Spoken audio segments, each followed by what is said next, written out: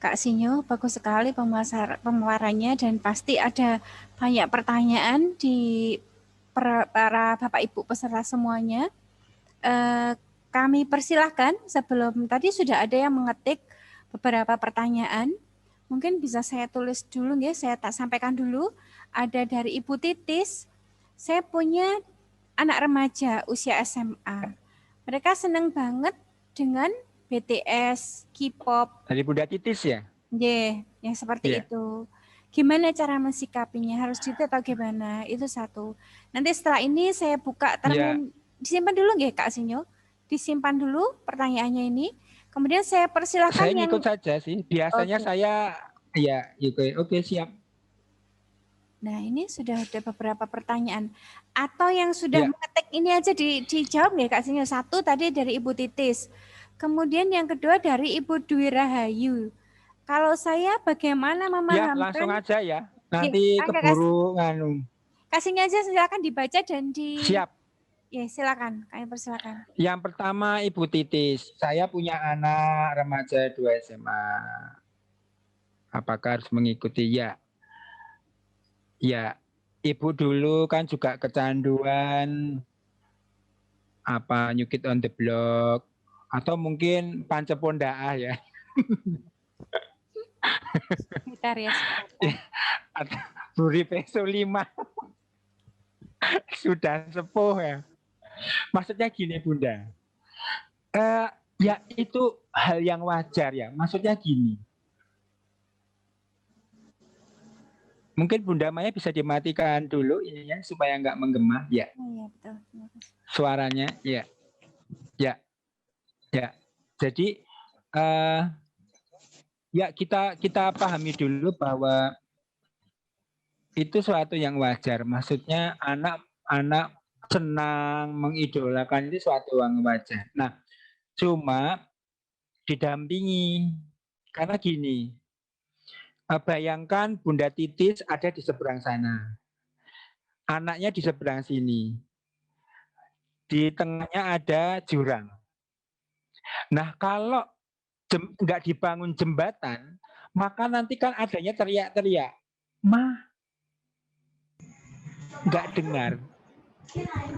Tapi kalau dibangun jembatan, maka kita akan sampai ke anak kita mendengarkan dengan baik. Oh, maksudnya ngomong seperti itu. Betul kan? Nah, sama. Jadi, oke lah dia suka BTS, suka K-pop. Kalau perlu, Mama juga suka Jongki loh, suka Lee Min Ho. Masukkan nilai-nilai di sana. Ketika kita sudah nyambung dulu. Jadi kita nyambung dulu, baru memasukkan nilai-nilai contohnya. Dek, minta maaf ya. Itu orang-orang Korea itu memang cakep-cakep, keren-keren, ganteng. Mamah akui, tapi minta maaf. Kok kayak perempuan ya? Ini loh sampai ada tutorial itu kayak mirip artis Korea. Laki-laki lipstick, laki-laki ini. Kamu memangnya pengen punya suami seperti itu? Misalkan hanya perempuan. Nah, dia kan nanti berpendapat, wah yoga loh, nggak mau aku kayak perempuan seperti itu. Jadi akhirnya terjadi diskusi di situ. Nah, pemahaman inilah yang lebih penting dari sekedar melarang boleh atau tidak, tapi ada proses di sana. Kenapa sih tidak boleh? Kenapa sih boleh? Di sana ada proses berpikir bersama-sama. Itu namanya pemecahan masalah, Bunda. Jadi nggak langsung melarang, kamu nggak boleh ini, nggak boleh. Tapi di sana ada prosesnya, caranya apa? Kita mengikuti dulu. Maksudnya kita memahami dulu kesukaan dia apa dan sebagainya sehingga nanti kita bisa memasukkan nilai-nilai yang kita paham. Seperti itu ya, Bunda Titis. Baik. Yang kedua dari Bunda Dwi Rahayu. Kak Sinyo, kalau saya memahamkan ke anak saudara yang lain bahwa anak kita tidak nakal tapi kadang usik dengan saudara yang lain. Nah, inilah ya. Aduh, ini banyak orang tua yang memang kadang itu ya melihat cuma dari sudut negatifnya melulu di anak-anaknya. Contohnya ya, misalkan nih saya kasih contoh. Coba bayangkan, Bunda lihat di sini ada titik hitam. Kemudian di sini ada titik putih. Yang bunda lihat apa? Yang hitam. Saya tambah putihnya seberapapun, orang akan tetap melihat yang hitam. Itulah kebanyakan orang tua. Anak minta maaf yang nakal, yang jahil itu, kalau menurut saya, satu, dia anak yang cerdas. Kenapa? Untuk bisa nakal, untuk bisa jahil, dia harus mikir dulu. Itu adikku tuh kayak makan, gimana caranya ya makanannya tak rebut. Dia kan berpikir dulu. Ada proses di sana dia sebetulnya cerdas. Itu yang kita tangkap. Nah, baru kita arahkan kecerdasan itu ke yang positif. Seperti itu. Enggak langsung serta-merta langsung dicap nakal, dijudge menakal.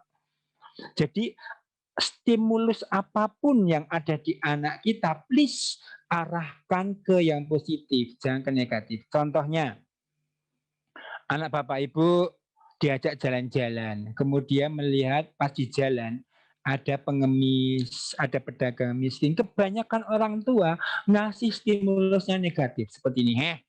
Wah itu lihat tuh, pedagang miskin, pengemis. Kamu mau seperti itu? Makanya belajarnya rajin, kalau enggak jadi seperti mereka. Itu nilai negatif ke anak-anak apa? Anak rajin belajar tapi egois, pengen apa jadi orang kaya, enggak mau miskin. Tapi kalau nilai positif itu seperti ini. Misalkan anak saya, Dik, lihat tuh ada pedagang miskin, ada pengemis. Kamu yang rajin belajar supaya apa? Supaya jadi pemimpin. Kalau kamu jadi pemimpin, maka bisa mengangkat mereka, mendidik mereka, jangan sampai ngemis-ngemis. Seperti itu. Maka dia akan belajar yang rajin, tapi bermanfaat untuk orang lain, nggak egois memikirkan dirinya sendiri. Jadi itu, Kak. Jadi disampaikan ke saudaranya, Mas, memang anakku tuh ya minta maaf ya, memang jahile luar biasa, jahil, nakal. Tapi dilihat dulu, itu dia itu sebetulnya kreatif. Yang kreatif negatif, nah, arahkan kreatifnya ke yang positif. Nah seperti itu. Jadi supaya memahami bahwa si anak itu butuh proses untuk sampai ke arah sana, karena kadang anak belum tahu. Jadi jangan dijudgement, kamu anak nakal, kamu anak begundal itu, minta maaf itu nanti di psikologisnya dia akan tertanam dan luar biasa itu menjadi doa. Itu mengerikan. Seperti itu ya. Jadi dijelaskan seperti itu. Apalagi minta maaf misalnya kadang anaknya itu dalam tanda kutip berkebutuhan khusus. Mas, minta maaf ya, Bunda minta maaf. Enggak semua anak itu sama. Ada anak yang tipenya auditori, dia kalau mendengar mudah. Ada yang tipe anaknya visual. Nah, anak saya ini minta maaf, jilan. Tenaganya luar biasa. Nah, akhirnya selain menjelaskan ke orang lain, minta maaf Bunda Dwi juga mengarahkan anaknya ini gimana ya caranya supaya anak ini habis energinya dulu. Jadi dihabiskan energinya supaya dia tidak enjil-enjilan atau istilahnya tadi seperti itu. Jadi ya memang kita harus terus mengedukasi Bunda Dwi, nggak bisa dan minta maaf. Apalagi kalau kita tinggal di lingkungan yang tidak semuanya teredukasi dan itu menjadi tantangan sendiri dan sebenarnya asik ya. Jangan menganggap itu masalah karena kalau Bunda Dwi menganggap itu masalah, kemanapun kita pergi kita akan menemukan masalah. Tapi kalau itu dianggap tantangan, maka challenge, maka tantangan itu akan terpecahkan dan kita akan mendapatkan ilmu yang baru dan siap menghadapi tantangan berikutnya. Jadi yang perlu dipahamkan dulu si anaknya dulu, itu yang perlu dipahami. Jadi kan kadang anaknya, mah apakah betul aku nakal, aku gini, enggak, aku dikatakan jahil, nah diarahkan nah seperti itu. Jadi yang penting si anaknya dulu. Nah nanti baru ke masyarakat. Begitu ya Bunda Dwi? Ya. Kita lanjut ke Kak Yuniati Stiono. Izin bertanya Kak Asnya, bagaimana mengetahui kalau anak kita sudah kecanduan hal-hal yang sifatnya pornografi? Ya, minta maaf ini khusus untuk orang yang sering berinteraksi dengan anaknya. Kalau misalkan Bunda di sini minta maaf, orang tuanya tapi jarang berinteraksi, ya minta maaf, nggak bisa gitu. Nah, jadi orang yang sering berinteraksi dengan anak. Nah, bagaimana melihatnya pola kebiasaan dia? Contohnya ya, ini anak laki-laki ini biasanya jarang mandi. Jarang ada anak laki-laki itu mandi kok sampai lebih dari 15 menit itu jarang. 5 menit udah selesai mandi bebek. Nah, tiba-tiba si anak ini umur 12 tahun tiba-tiba kok mandinya 30 menit ke atas. Saya jamin dia ONANI atau COLI. Pasti itu. Nah, itu Bunda harus tahu kebiasaan dia. Contohnya biasanya kalau dia pegang gadget ya, kalau kita lewat dia biasa saja. Nah, tiba-tiba kok dia lewat, dia tiba-tiba menggeser tubuhnya atau tiba-tiba mojok, ngamar, pintunya dikunci. Nah, itu dia melakukan sesuatu yang kemungkinan ada hal yang negatif di sana. Jadi Bunda melihat kebiasaan yang berubah. Nah, itu sangat penting sekali. Nah, contohnya di Peduli Sahabat ada seorang ibu, itu dia punya anak perempuan TK. Kak Sinyo minta maaf, saya kok melihat anak saya aneh ya. Itu sekarang dia kalau memegang-megang kemaluan dia atau vaginanya dia itu awalnya cuma biasa, tapi kok sekarang memegangnya itu sudah mulai aneh. Nah, ternyata Bunda ini cerai sama bapaknya. Jadi 2 minggu tinggal di bapaknya, 2 minggu tinggal di ibunya. Nah, saya cuma bilang, Bu, kemungkinan ada satu putus susuan. Ya, anak putus susuan, akhirnya memegang-megang bisa jadi. Ini bukan kayaknya. Yang kedua, perkembangan anak di masa genital di usia 3 sampai 5 tahun. Nah, itu dia terbiasa pas pegang, itu kayaknya juga bukan. Yang ketiga, melihat pornografi sengaja atau tidak. Yang keempat, diajari orang lain. Mohon diselidiki 4 ini. Bapak Ibu mau tahu?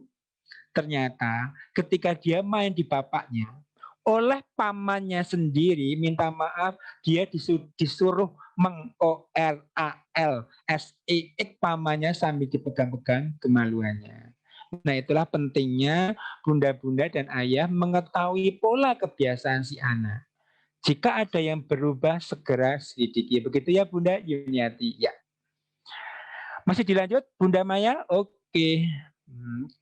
Kak Rini Chandra, bagaimana agar anak nyaman dan senang bercerita kepada kita tadi Bunda, bahwa yang dibangun tadi 2, komunikasi yang sehat dan hubungan yang erat. Ya. Kasihnya bagaimana kalau sudah terlanjur terlambat misalkan, ya maka 1, minta maaf. Jadi Bapak Ibu temui anak minta maaf. Bapak Ibu minta maaf saja pasti anak-anak langsung menangis. Kenapa? Tumben Bapak Ibunya minta maaf. Selama ini cuma nyuruh-nyuruh doang. Misalkan anaknya salah, kamu harus minta maaf sama teman. Nggak boleh kalau nggak minta maaf. Tapi ketika orang tuanya maaf, jarang ada yang minta maaf. Jadi minta maaf yang pertama, kemudian yang kedua perbaiki hubungan. Seperti yang saya ceritakan tadi, nah insya Allah tidak ada kata terlambat. Seperti itu ya Bunda. Jadi yang pertama minta maaf, yang kedua tadi jadilah sahabat yang terbaik bagi anak-anak kita. Ya. Dari Ibu Sri Yuniarti. Ternyata dari Yuyun ya. Salah satu positif gadget adalah penyaluran emosi. Bisa dibantu penyaluran emosi. Oh ya, tadi nggak dibahas. Jadi gini Bunda, setiap orang, setiap hari itu kita mengalami stres, tekanan. Nah, tekanan ini perlu disalurkan. Nah, kalau dalam Islam, bisa lewat sholat, lewat ibadah, itu menyalurkan emosi. Misalkan menangis, ya Allah, aku minta uang yang banyak, ya Allah, itu menyalurkan emosi. Nah, dunia juga disediakan, contohnya lewat media. Misalnya bunda-bunda nonton drakor sambil menangis itu melampiaskan emosi. Ya, dengarkan pengajian sampai menangis emosi. Nah, yang saya minta ketika menyalurkan emosi, minta maaf, kata-katanya yang baik. Nah itu doa, ya minta minta maaf, misalkan Bunda nonton drakor ya jangan bilang, buset ya, ganteng amat ya Jongki ya," atau misalkan anaknya pas main dia anjir, anjay, itu kan maksudnya anjing ya. Bedes, buset, buset itu kan ketek itu, kerang. Dari bahasa Jawa kuno kan buset. Nah mestinya kan tetap menggunakan kata yang ahsan. Masya Allah, Lee Min Ho itu ganteng ya. Coba suamiku Lee Min Ho ya. Nah, seperti itu kan. Atau anaknya ketika main game, "Dor, dor, dor, dor, astagfirullah Mi, aku mati Mi." Ah, seperti itu. Jangan ya. Seperti itu. Jadi itu menyiapkan emosi. Oke.